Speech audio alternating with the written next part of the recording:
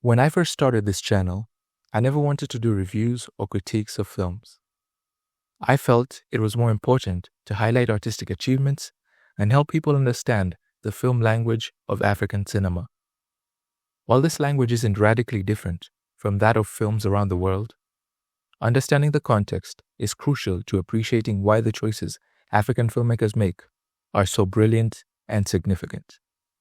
Ultimately, I wanted to create a space for film lovers and especially Africans to have richer, more engaging conversations about these films. That said, I'd be doing you all a disservice if I didn't take a moment to highlight some of the best African cinema had to offer in the past year. It was a great year for African film, with noteworthy works from across the continent. Films that sadly and unfairly may not appear on many year-end best-of lists and award ceremonies that we've seen over the past few weeks. But that's exactly why we're here. So, I'll begin by listing a few films worth checking out, in no particular order, before getting to my final 3 standouts. The last of those isn't just my favorite African film of the year, it's my favorite film of the year, period. Of course, this is all my personal opinion, but without further ado, here are the best African films of the year 2025. I want to start on a lighter note with a couple of genre films. The first is a comedy from Ghana called The Fisherman. The film follows a traditional Ghanaian fisherman who is forced into retirement and ends up teaming up with a talking fish and a few quirky companions on an adventure to Accra. Together, they chase the dream of owning a boat while navigating the tension between modern life and tradition. It is a much-needed funny and whimsical story in a year filled with many serious and poignant stories. You see another old man looking at me? Stop talking and go back to being a fish. Come and dead me. I will. If I jump out of... Next up, from my home country of Kenya, is the sci-fi film Memories of Princess Mumbi. Set in the year 2093, the film follows Kuve, a young filmmaker who travels to the remote village of Umata to document the aftermath of a devastating war that outlawed post-2040s technology and led to the return of ancient kingdoms. There, he meets Mumbi, a local filmmaker who challenges him to make his film without relying on AI. One of the early promises of AI was a more democratized film industry, where you wouldn't need a massive CGI budget to imagine and present futuristic worlds. This film is a great example of that promise in action.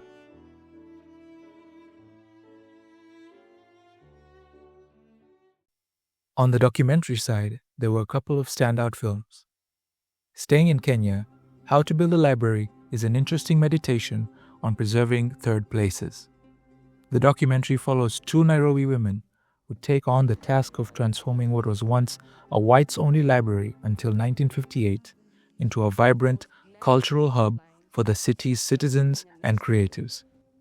We watch them navigate local politics, funding challenges, and public skepticism, all while confronting the lingering ghosts of Kenya's colonial past. Library books smell particularly nice. Okay, not all of them. The second documentary is called Khartoum, from the country of Sudan. The film follows 5 residents of the city of Khartoum whose lives are disrupted by political unrest in the country. A civil servant, a tea seller, a resistance committee volunteer, and 2 street boys. As violence escalates, the documentary tracks how each person attempts to adapt, flee, or hold on. The 5 Sudanese participants reenact their stories of survival and freedom through dreams, revolution, and civil war. Using animation, green screen reconstruction, and dream sequences, the film finds alternative ways to tell their story. The result is an emotional, lyrical portrait of 5 lives at a pivotal moment in African history.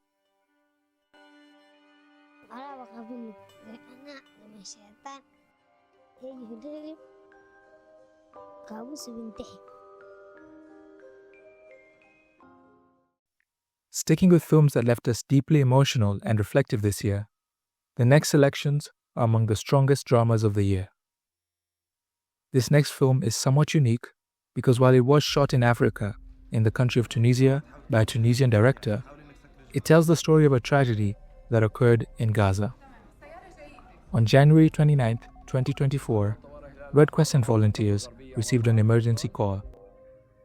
A 5-year-old girl is trapped in a car under fire, pleading for rescue. As they struggle to keep her on the line, they do everything they can to get an ambulance to her.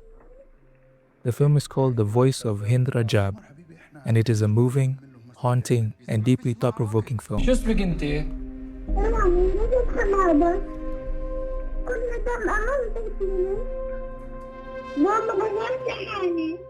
Up next, we have a biographical drama that follows Denis Mukwege, a Congolese doctor, pastor, and future Nobel Peace Prize winner, along with Guy Cadier, a Belgian surgeon and atheist. Despite their differences, the two unite around a common purpose: restoring the bodies and dignity of thousands of women who have been used as weapons of war through sexual violence in Eastern Democratic Republic of Congo. This next film is the first drama on our list that's not directly based on real newsworthy events, but is still a powerful, intimate film from South Africa. The Heart is a Muscle follows Ryan, a young father whose son goes missing during a birthday gathering. What unfolds is more than a search for a child. It becomes a reckoning with history, masculinity, and the ghosts we carry along with us, even without realizing.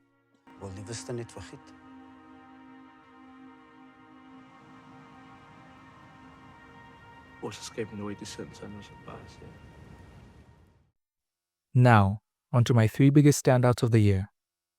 The first film is a directorial debut from Nigerian filmmaker Akinola Davis Jr.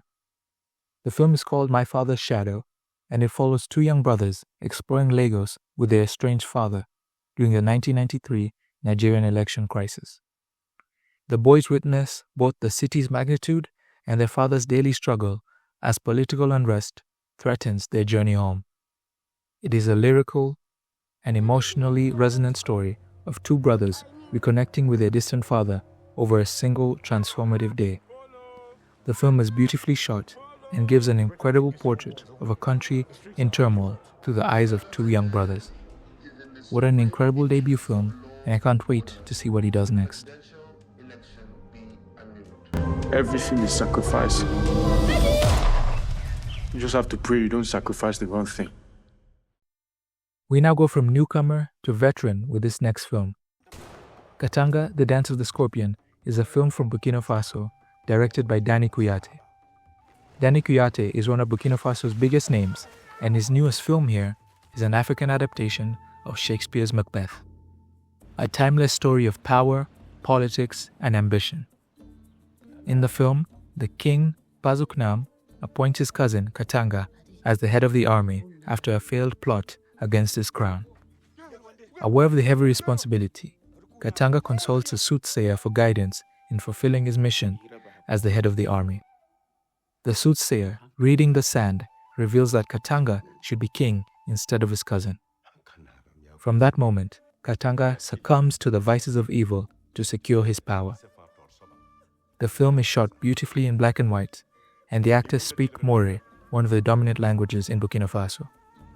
There are incredible performances, and in 2025, the film won the grand prize at the 25th edition of the Pan-African Film and Television Festival in Ouagadougou, also known as FESPACO, Africa's largest and oldest film festival.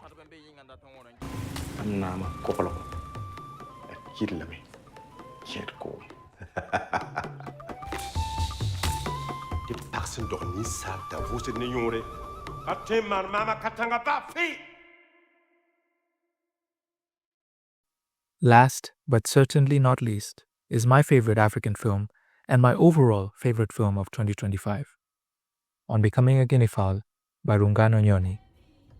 The story follows Shula, who discovers her Uncle Fred's body on an empty road in the middle of the night.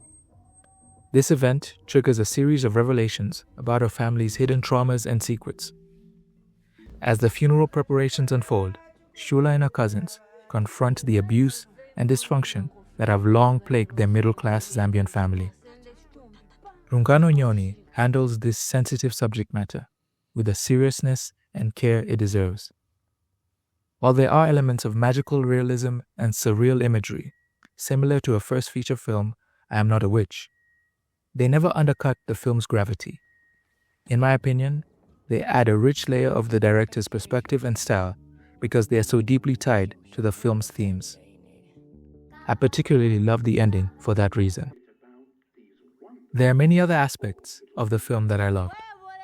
I admire how intimately Nyoni shoots and sequences the scenes in which the cousins share their trauma. I also love the writing. Some of the humor gently softens the blow of recounting these painful experiences.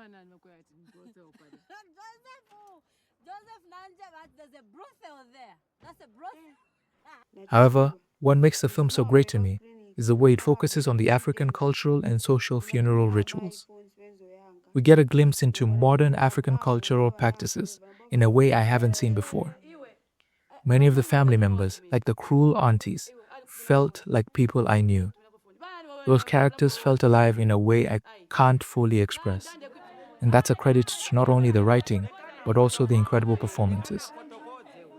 We also see the dynamics of the extended family, and it becomes painfully clear how such abuse can be overlooked again and again. It's heartbreaking, and I was torn up by the end of the film.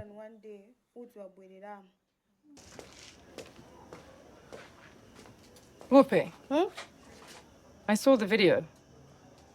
Yeah, don't worry about it. He's dead now, so it's okay. Anyway, I've left the chicken outside, so I need to go and check. I'll stop there because I could go on and on about this film forever. Just go watch this film and others I've listed.